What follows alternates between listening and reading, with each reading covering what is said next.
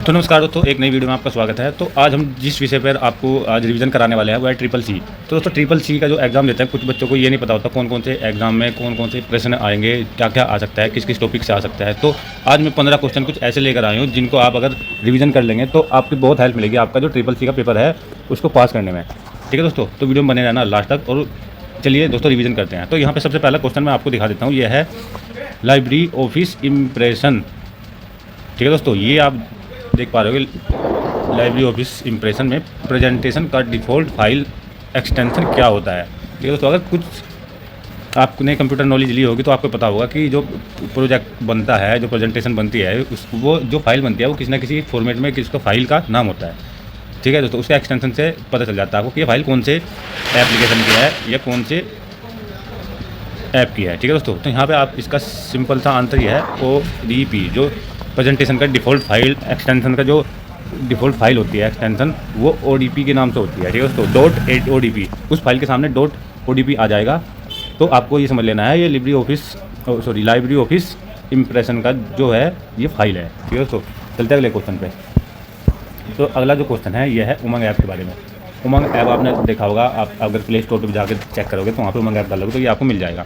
उमंग app में काफ़ी सारा काम होता है, जैसे PF का या आप कोई भी डॉक्यूमेंट हो, आधार कार्ड, या आप उसको ऑनलाइन इसकी कॉपी देख सकते हो। तो इसकी फुल फॉर्म पूछी जाएगी आपसे, ये आपको ध्यान से देख लेनी है और ये रट लेनी है।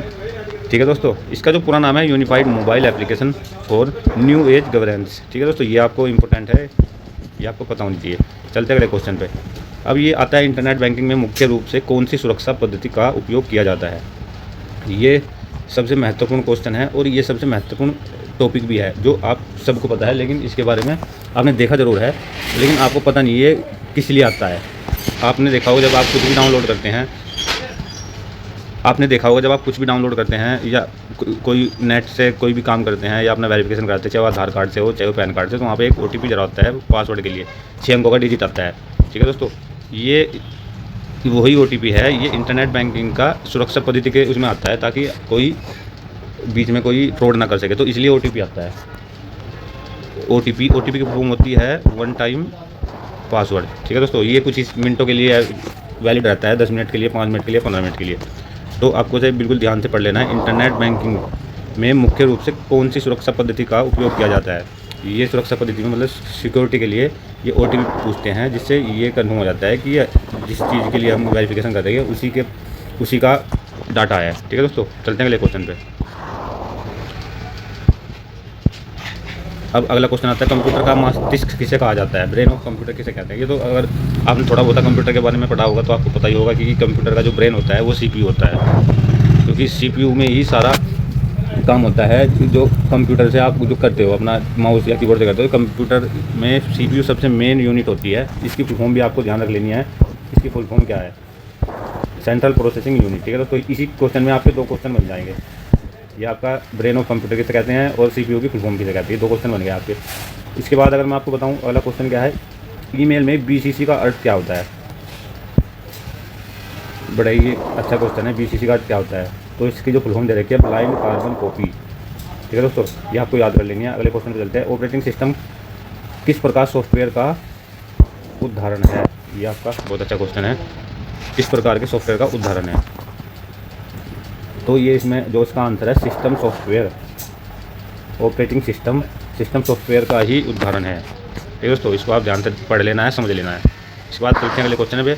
अगला क्वेश्चन आता है UPI के माध्यम से एक दिन में अधिकतम कितनी राशि भेजी जा सकती है।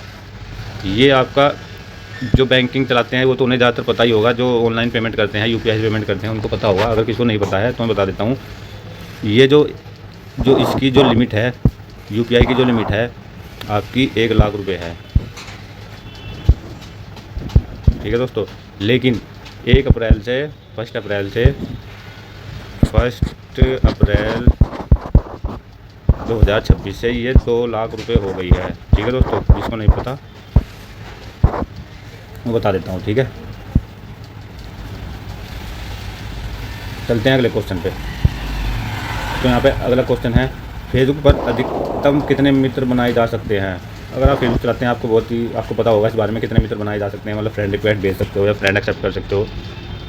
ठीक है दोस्तों, ये 5000 है। अगर आप इनको अगर आपके 5000 से ज़्यादा आते हैं, आपकी रिक्वेस्ट आती है, आप किसी को फ्रेंड बना सकते हैं, आप बनाना चाहते हैं अभी, लेकिन आपके 5000 हो चुके हैं और उससे भी ज़्यादा आपको और चाहिए, आपको किसी 1000 करने हैं, तो आपको एक तरीका है, वो मैं आपको बता दूंगा नेक्स्ट वीडियो में। अगर आपको ऐसे चेक करना है कि मुझे 10,000 फ्रेंड करने हैं, 15,000 फ्रेंड करने हैं, 20, 1 लाख फ्रेंड करने हैं, तो कैसे कर सकते हैं, तो मैं अगली वीडियो बना दूँगा। बाकी इसका आंसर है आप 5000।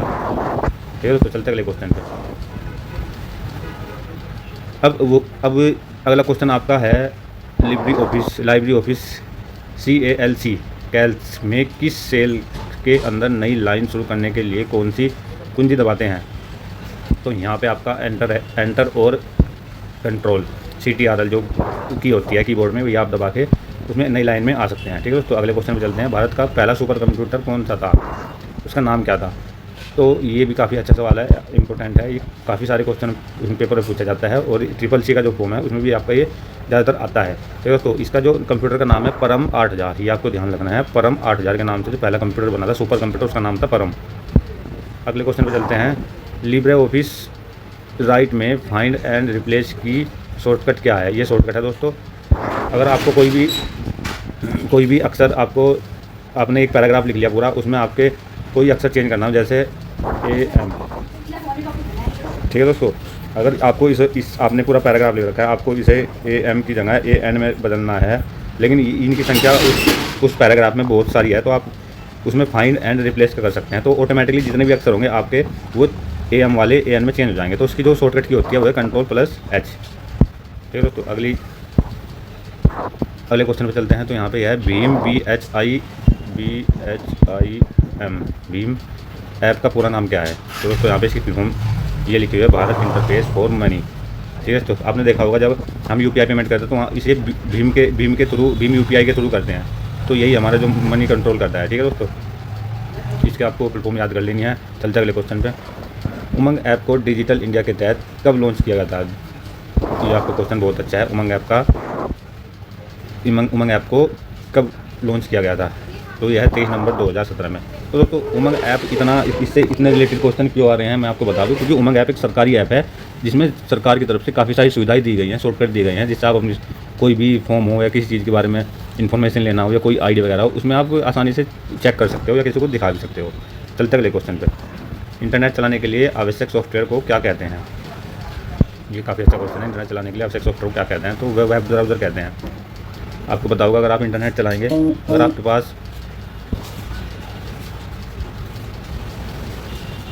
आपके पास फेसबुक, इंस्टाग्राम या यूट्यूब नहीं हो, तो आप किस में नेट चलाओगे।